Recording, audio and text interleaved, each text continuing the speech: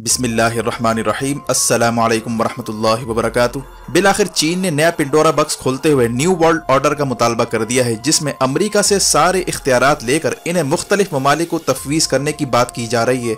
जबकि Indian think tank का कहना है कि वक्त आ गया है कि चीन का मुकाबला करने के लिए इंडिया, इसराइल और अमरीका पर मुश्तमिल ट्राई का तश्कील दिया जाए। इसके साथ ही इंडियन आर्मी चीफ 5 रोज़ा दौरे पर फ्रांस पहुंच चुका है, ताकि फ्रांस से मजीद रफाइल तैयारे लेने और स्ट्रेटेजिक मुआहदों पर पेशरफ्त हो सके, वो भी ऐसे वक्त के जब पाकिस्तानी पार्लियामेंट में फ्रांस से ताल्लुकात ख़त्म करने और फ्रांसीसी सफ़ीर को मुल्क बदर करने पर बहस चल रही है। इसी तरह ताइवान ने ऐलान किया है कि वो हंगामी बुनियादों पर long range cruise missile America से लेने जा रहा है, ताकि हमला होते ही चीन पर डीप स्ट्राइक की जा सके। चीन का कहना है कि उसने तमाम तैयारियां मुकम्मल कर ली हैं और ताइवान को मिसाइल लॉन्च करने का मौका नहीं देगा। दूसरी जानिब गुज़िश्ता दिनों वज़ीर ख़ारिजा शाह महमूद कुरैशी का यूएई का दौरा हुआ था, जहां इंडिया और पाकिस्तान के दरमियान यूएई ने सालिसी करवाने की कोशिश की थी। कश्मीर में आर्टिकल 370 बहाली पर डेडलॉक पैदा हो चुका है, जबकि यूएई पाकिस्तान के वीज़ों पर बंदिश की आड़ में इंडिया से नॉर्मलाइजेशन के लिए प्रेशर डाल रहा है। इसी अवस्था में सऊदी सफ़ीर नवाफ बिन सईद ने ऐलान किया है कि वज़ीर आज़म इमरान खान जल्द सऊदी अरब का दौरा करने वाले हैं, जिसमें अहम मामलात पर पेशरफ्त होगी। इसी तरह आज़रबाईजान के सफ़ीर की पाकिस्तान के नेवल चीफ से मुलाकात हुई है, वो भी ऐसे वक्त के जब आज़रबाईजान पाकिस्तान की मदद से फौज को मॉडर्नाइज करने जा रहा है। जबकि वॉशिंगटन पोस्ट का कहना था कि कैपिटल हिल पर हमलों की तफ्तीश में ये बात भी सामने आई है कि कई हाजिर सर्विस फौजी भी बगावत में मुलविस थे, जिसे बाइडन की सिक्योरिटी के लिए खतरा समझा जा रहा है।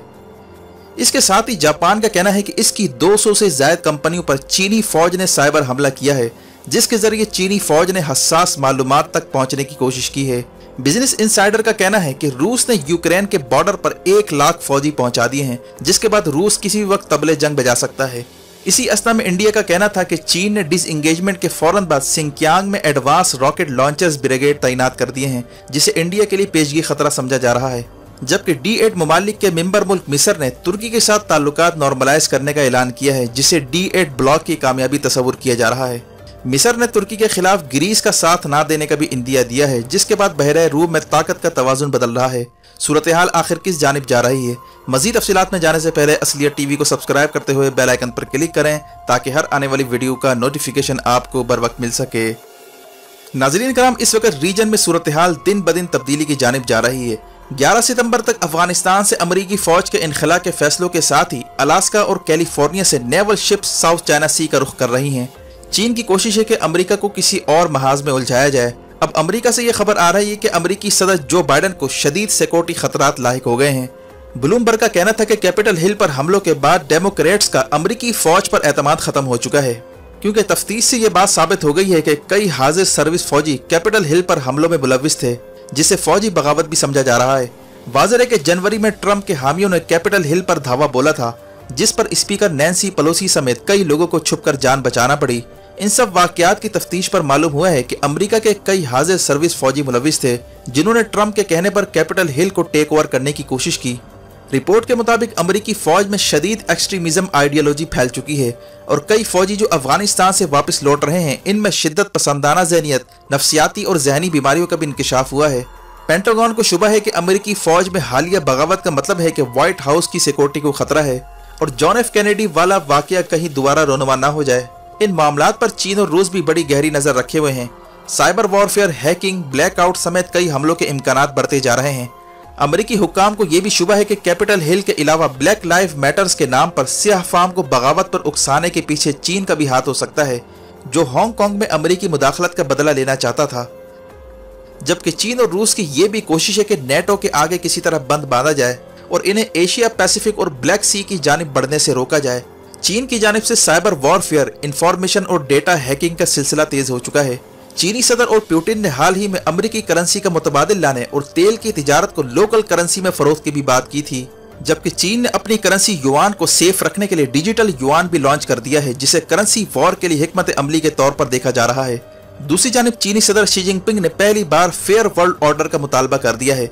चीनी सदर शी जिनपिंग का कहना था कि वक्त आ गया है कि नया वर्ल्ड ऑर्डर बनाया जाए और अमेरिका से पावर लेकर इन्हें दीगर ममालिक में डिस्ट्रीब्यूट किया जाए। अमेरिका का किरदार अब महदूद हो चुका है, लीडिंग रोल से अमेरिका पीछे हटता जा रहा है। चीन का कहना है कि कोरोना के बाद दुनिया ने अमेरिका की बजाय चीन की जानिब देखना शुरू कर दिया था। अमेरिका अब गारंटर नहीं रहा। यूनाइटेड नेशन और आलमी इदारों को अब ग्लोबल ऑर्डर चेंज करना होगा, जिसमें अमेरिका का रोल महदूद किया जाए। चीन का यह भी कहना था कि चंद ममालिक की इजारादारी का वक्त खत्म हो चुका है, वर्ल्ड ऑर्डर को नए सिरे से मुरतब किया जाए। इसके साथ ही इंडियन थिंक टैंक्स का यह भी कहना था कि वक्त आ गया है कि चीन को कंटेन करने के लिए इंडिया, इसराइल और अमेरिका पर मुश्तमिल ट्राईलैटरल अलायंस बनाया जाए और 3 ममालिक बाहम डिफेंस टेक्नोलॉजी पर पैक करें। इंडियन थिंक टैंक का कहना था कि अमेरिका को चाहिए कि इंडिया को उसी तरह देखे जैसे वो इसराइल को देखता है, यानी जिस तरह अमेरिका इसराइल के साथ डिफेंस टेक्नोलॉजी समेत हर शोबे में ताउन करता है और अहम हसास टेक्नोलॉजी तक इसराइल को रसाई भी देता है ताकि इसराइल की खित्ते में फौजी बरतरी को यकीनी बनाया जा सके, ठीक उसी तरह का ताउन इंडिया भी चाहता है ताकि इंडिया को अमेरिका की एडवांस तरीन टेक्नोलॉजी तक रसाई मिल सके। इंडिया की कोशिश है कि चीन और अमेरिका की लड़ाई से किसी तरह फायदा उठाया जाए और इसकी आड़ में वो अमेरिका और इसराइल की एडवांस टेक्नोलॉजी तक रसाई हासिल करना चाहता है और इस मकसद के लिए इंडिया ट्राईलैटरल अलायंस का शोशा छोड़ रहा है। वाज़ेह है कि पाकिस्तान, इंडिया और चीन के दरमियान सीज फायर मायदा होते ही खित्ते में नई सफबंदियां शुरू हो चुकी हैं। यूएई की कोशिश है कि किसी तरह पाकिस्तान इंडिया के साथ नॉर्मलाइजेशन कर ले जिस तरह उन्होंने इसराइल के साथ नॉर्मलाइजेशन की है और पाकिस्तान को कश्मीर के मामले को परे रखकर इंडिया से मामला तय करने पर मजबूर किया जा रहा है। यूएई के वजीर खारजा अब्दुल्ला बिन जायद की नई दिल्ली में भारतीय वजीर खारजा जयशंकर से मुलाकात के बाद जयशंकर दुबई पहुंचा था, जिसके बाद वजीर खारजा शाह महमूद कुरैशी भी यूएई के दौरे पर पहुंचे थे। पाकिस्तान ने बातचीत आगे बढ़ाने से कबल कश्मीर की पुरानी हैसियत बहाल करने की शर्त रखी है, जबकि शाह महमूद कुरैशी ने पाकिस्तानियों पर यूएई के वीज़ों की बंदिश का मामला भी उठाया है, जिसके बारे में आम तासुर यही है कि यूएई आलमी ताकतों की ईमा पर इसे बतौर हथियार यूज कर रहा है ताकि कश्मीर समेत कई मामलात पर पाकिस्तान को समझौते पर मजबूर किया जाए। जबकि माजी में यूएई की जानिब से इकोनॉमिक प्रेशर भी डाला गया और अब IMF की कंट्री मैनेजर ने भी टैक्स की शरह बढ़ाने का पैगाम हुकूमत को दे दिया है। इसके साथ ही खबर आ रही है कि सऊदी वली अहद मोहम्मद बिन सलमान ने वजीर आज़म इमरान खान को सऊदी आने की दावत दी है, वो भी ऐसे वक्त जब ये खबर आई थी कि सऊदी और ईरान के दरमियान बैकडोर चैनल से बातचीत चल रही है। सऊदी इन दिनों यमन जंग के खात्मे के लिए पाकिस्तान का किरदार चाहता है ताकि पाकिस्तान सालिसी करवा सके, जबकि पाकिस्तान की डिमांड यही है कि OIC को मसला कश्मीर पर मुतहर्रिक किरदार अदा करना होगा। चीनी वजीर खारजा के दौरे मिडल ईस्ट के बाद सूरत हाल अब बदलती जा रही है। चीन सऊदिया को न्यूक्लियर रिएक्टर तामीर करने में भी मदद फराहम कर रहा है।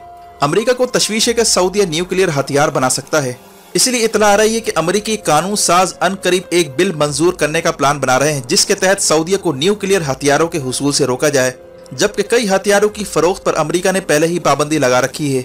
इसलिए चीन और पाकिस्तान का किरदार इन दिनों काफी इंपॉर्टेंट है। इसके साथ ही तुर्की और मिस्र के दरमियान भी पाकिस्तान की मदद से ताल्लुकात बहाल होना शुरू हो गए हैं, जिसे बहरे रूम में तुर्क मुखालिफ इत्तेहाद की शिकस्त समझा जा रहा है। ग्रीस ने हवा का रुख देखकर तुर्की को मुज़ाकरात की ऑफर कर डाली है, जबकि इसे D8 ब्लॉक की कामयाबी भी तस्वुर किया जा रहा है। इसी अवस्था में रूस और यूक्रेन के दरमियान जंगी सूरत हाल पर तुर्की का रोल मजीद बढ़ता जा रहा है। 1 लाख रूसी अफवाज यूक्रेनियन बॉर्डर पर पहुंच चुकी हैं। नेटो के मुताबिक किसी वक्त रूस हमला कर सकता है। यूक्रेन वो मुल्क है जिससे पाकिस्तान ने मिलिट्री टैंक्स और दीगर जंगी साजो सामान की खरीदारी का मुआहदा कर रखा है।